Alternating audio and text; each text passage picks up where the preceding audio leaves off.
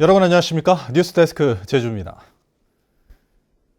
오영훈 제주도지사 당선인이 본격적으로 새 도정 인수 작업에 나섰습니다. 오 당선인은 처음으로 현업부서를 방문해 업무 보고를 받고 인수위원 인선도 마무리했습니다. 김찬년 기자입니다. 오영훈 당선인은 도정 업무 파악을 위한 첫 공식 방문 부서로 제주도 소방안전본부를 찾았습니다. 119 신고 접수와 출동 현황을 비롯해 종합상황실 운영 상황을 자세히 보고받았습니다. 그 위험물에 대해서는 어떻게 대응을 하다는 식으로 해서 대응을 하고 있습니다. 그러니까 이게 전화만 받고 이런 시스템이 아니고 사실상 컨트롤 타워로 역할을 하고 있는 겁니다.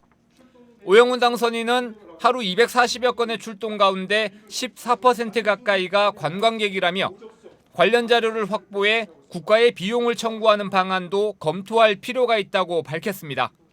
제주도민이 아닌 이 국민들에 대한 안전을 지키는 데는 비용을 저는 국가에 청구할 수 있어야 한다고 보는 거예요. 어떻게 하면 그 데이터를 마련할 수 있도록 용이하게 만들 것인지 이러한 접근이 좀 필요하지 않을까 싶습니다.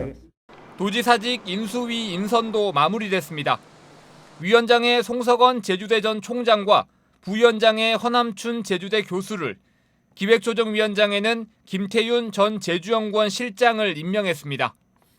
도민통합과 자치분권 업무를 맡을 도민정보위원회와 환경과 교통 분야의 지속가능위원회, 1차 산업과 관광 경제 관련 정책을 수립할 혁신성장위원회를 만들어 16명의 위원을 임명하고 86명이 참여하는 자문위원회를 뒀습니다.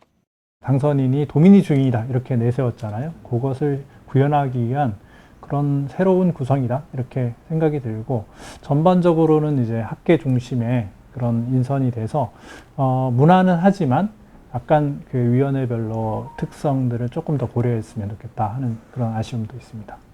인수위 인선을 마친 오영훈 당선인은 내일 인수위원회 공식 출범식을 갖고 도정 전반에 대한 첫 업무 보고도 받을 예정입니다. MBC 뉴스 김찬현입니다. 제17대 김광수 제주도 교육감 취임을 위한 교육감직 인수위원회가 출범했습니다. 인수위원회는 고창근 위원장과 김양택 부위원장 등 위원 12명에게 임명장을 수여하고 제주국제교육원에 마련된 인수위 사무실 앞에서 현판식을 열었습니다. 인수위는 미래교육 소통 분과와 학교 체제 개편 분과 등 5개 분과위원회로 구성해 김광수 당선인의 공약 실행을 위한 계획과 정책 방향 등을 점검하게 됩니다. 네, 이번에는 제8회 전국 동시지방선거에서 제주도 교육감에 당선된 김광수 당선인을 스튜디오에 모시고 이야기 나눠보겠습니다. 자, 안녕하십니까? 안녕하십니까? 네, 당선 축하드립니다. 감사합니다. 네. 자, 이번 선거 사실 좀 박빙의 승부가 될 거라고 생각했는데 57% 득표로 당선이 되셨어요. 예. 어떻게 이런 압승 좀 예상을 하셨나요? 저도 전혀 예상치 못 깜짝 놀랐습니다. 네. 예, 워낙 여론조사에서 박빙이었죠. 예, 박빙으로 생각을 했거든요. 네. 예. 그러면 이번 선거의 어떤 결정적인 승리 요인은 어디에 있다고 보시나요? 어떤 그 소통과 저는 크게 그렇게 보고 있습니다.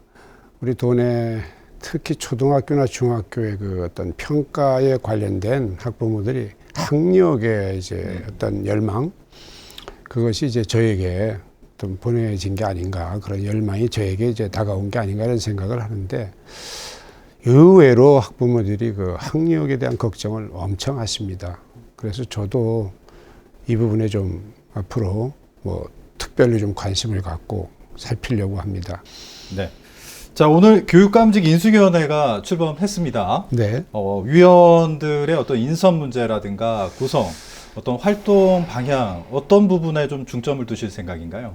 자문위원 내지는 분야별 전문위원을 좀 젊게 해서 그쪽에서 좀 다양한 소리를 들어보자, 그런 취지로 팀을 꾸렸습니다.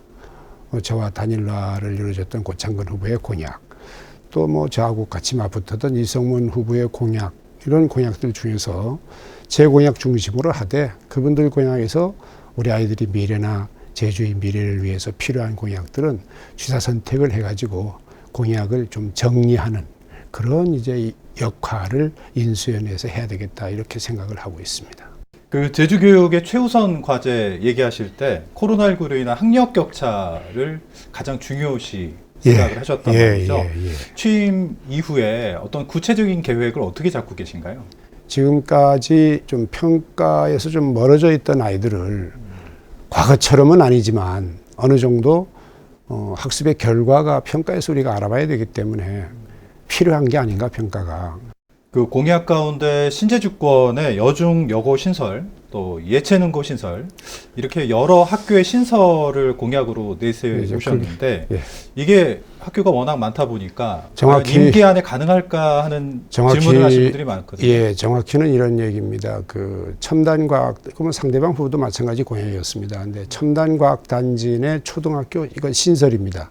부지가 있기 때문에, 부지가 있기 때문에. 신재주권 여중고 신설 또는 이전 또는 뭐 전환 이런 용어를 제가 썼습니다. 왜냐하면 가능성을 다 열어놓자는 얘기입니다.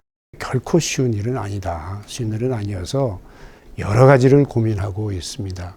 구제주권에 있는 학교를 옮겨오는 방안도 생각을 하고 있고 기존의 신재주권에 있는 학교의 어떤 체제를 바꾸는 것도 한번 생각을 하고 있고 지금 동부 지역 학교를 중심으로 아이비 지금 교육이 진행되고 있고 또 이제 고교 학점제 시행을 앞두고 있지 않습니까? 어떻게 보면 앞으로 우리가 준비해야 될 것들이 많은데 이런 정책들, 교육 정책들과 관련해서 어떻게 펼쳐나가실 계획인가요? 제주대학 같은데 이제 어떤 그 입시 폭을 좀 넓게 가능하면 뭐 협의를 한다든지 아니면 아이비 교육과정 또는 프로그램을 공부하는 과정에 교육감이 뭐 지원할 내용이 있는지를 파악해서 뭐 재정적이든 아니면 뭐 다른 방법으로든 지원하는. 그래서 최소한 거기에 다니는 아이들이 불편하지는 않고 어떤 불이익을 당하지 않게끔 애를 써보겠는데 문제는 단호히 말씀드릴 수 있는 게 저는 더는 확장하지는 않겠습니다. 예, 현상 정도로 유지하면서 한번 지켜볼 겁니다. 알겠습니다. 자, 오늘 말씀 감사합니다. 네, 감사합니다. 네. 자, 지금까지 김광수 제주도 교육감 당선인과 함께 이야기 나눠봤습니다.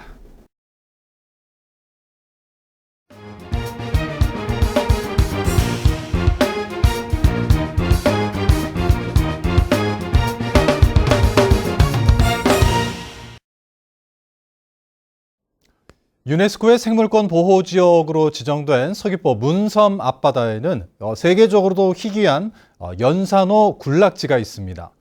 그런데 연산호 군락지를 살펴보니 산호 군락이 보이질 않았는데요. 그 이유가 이 관광 잠수함이 운항하면서 이 연산호 군락이 심각하게 훼손되고 있기 때문이라는 주장이 제기됐습니다. 박주연 기자가 취재했습니다. 마치 눈을 맞아 하얀 소나무처럼 생긴 긴가지 해송. 1년에 1cm밖에 자라지 않는 문섬 앞바다의 대표적인 연산호입니다. 보랏빛을 띠고 하늘하늘 흔들리는 자색수지 맨드라미는 멸종위기 야생 생물입니다. 세계적으로도 희귀한 연산호 군락지인 문섬 앞바다 전체는 유네스코 생물권 보전지역으로 천연 기념물로 지정돼 있습니다. 그런데 연산호 군락지 옆으로 가보니 산호 군락이 보이질 않습니다. 산호가 붙어 있어야 할 암벽은 군데군데 무언가에 긁힌 듯 굵고 하얀 흔적이 남아있고 암석 표면은 떨어져 나가 있습니다. 수심 10에서 20m 깊이의 바닷속 안반이 훼손된 건 관광 잠수함 탓이었습니다. 관광객들에게 산호를 더 가까이 보여주기 위해 잠수함이 암벽 가까이 운항하면서 암벽이 긁히고 산호가 떨어져 나간 겁니다. 잠수함이 내려가는 그 순간부터 안반에 부딪히면서 발생한 지형 훼손이 굉장히 심각하게 발생을 했고요. 또 해저에서 잠수함이 잠시 멈춰서는 중간 기착지가 비정상적으로 반듯하다며 평탄화 작업을 한 의혹까지 일고 있습니다. 거의 지형 자체가 디귿자 형태로 이 관광 잠수함 운항을 위한 어떤 의도적인 훼손이 발생한 건지 조사를 해야 된다. 잠수함 운용사 측은 조류 때문에 잠수함이 밀려 암벽을 긁는 경우가 있다면서도 바깥쪽에 고무 매트를 붙여 피해를 최소화하고 있다고 해명했습니다. 어쩔 수 없이 좀 부딪히는 부분들이 있어서 시기에 따라서 운항 코스를 변경을 하고 하면서 가능한 자연 복원이 될 수 있도록 하고. 문화재청은 정기 모니터링으로 산호 훼손 여부를 확인한 뒤 잠수함 운항 허가를 내주고 있다며 정밀조사 요구에 대해서는 제주도와 협의해보겠다고 밝혔습니다. MBC 뉴스 박주연입니다. 자신이 몰던 화물차 뒷문에 쇠사슬로 개를 묶고 달리던 남성이 시민들의 적극적인 신고로 어제 경찰에 붙잡혔습니다. 그런데 이 남성은 동물 학대라며 항의하는 시민들에게 뭐가 문제냐며 욕설까지 했습니다. 이따금 기자가 보도합니다. 쇠사슬로 된 목줄이 채워진 갈색 개 한 마리. 쇠사슬이 연결된 곳은 다름 아닌 화물차 뒷문입니다. 어제 저녁 7시쯤 제주시 외도동에서 개를 화물차에 매달고 달리고 있다는 신고가 경찰에 접수됐습니다. 놀란 시민들이 경적을 울리며 차를 멈춰 세운 뒤 신고했습니다. 신고를 내 눈이 잘못된 줄 알았네. 껌새여서 뭔가 했는데 매달려서 가고 있었어요. 뒤늦게 화물차에서 내린 운전자는 후방 카메라로 개를 지켜보면서 운전을 했다고 주장했습니다. 또 목격자들이 동물 학대라고 항의하자 욕설을 하며 경찰이 올 때까지 실랑이를 벌였습니다. 얘는 동물을 좋아하지 않으니 태울 수는 없고 그래서 그냥 비상등을 켜고 낮은 속도로 운전을 해서 데려다 준 것뿐이다. 이게 어떻게 동물 학대냐 이러면서 너무 경찰 조사에서 화물차 운전자는 지인에게가 혼자 돌아다녀 데려다 주려 했을 뿐이라고 말했습니다. 경찰은 화물차 운전자인 60대 남성을 동물보호법 위반 혐의로 입건했고 목격자들을 상대로 정확한 사건 경위를 조사하고 있습니다. MBC 뉴스 이따금입니다. 제주 지역 코로나19 신규 확진자가 어제 하루 174명, 오늘 오후 5시 기준으로 154명이 발생했습니다. 최근 일주일 확진자는 1,150명으로 전주보다 600여 명 감소했고 하루 확진자는 나흘째 100명대를 기록했습니다. 현재 제주 지역 재택치료자는 972명으로 지난 2월 6일 이후 넉 달 만에 세 자릿수로 줄었습니다. 대법원이 4.3 희생자 가족관계 등록 사무처리 규칙을 개정하면서 호적 불일치 유족들도 가족관계 등록부를 정정할 수 있게 될 것으로 보입니다. 개정된 규칙은 희생자나 유족뿐만 아니라 위원회의 결정으로 가족관계 등록부 정정 대상으로 결정된 사람으로 정정 신청 범위를 확대했습니다. 지금까지 신고된 4.3 유족 호적 불일치 사례는 154건입니다. 제주경찰청은 여직원을 강제 추행한 혐의로 제주도 체육회 간부 60대 A씨를 입건해 조사하고 있습니다. A씨는 전국소년체육대회에 참가 중이던 지난달 29일 밤 11시쯤 대구 시내 길거리에서 자신의 볼을 여직원의 볼에 비비고 강제로 입을 맞춘 혐의를 받고 있습니다. A씨는 체육회 회식이 끝난 뒤 커피 한잔 하자며 여직원을 따로 불렀고 경찰 조사에서 술을 마셔 기억이 나지 않는다고 진술했습니다. 제주시 구자읍 동봉리 마을회는 제주도의회에서 기자회견을 열고 최근 환경단체가 제주 자연체험파크 부지 임대 계약이 무효라는 허위 자료를 언론에 배포했다며 공개 사과하라고 요구했습니다.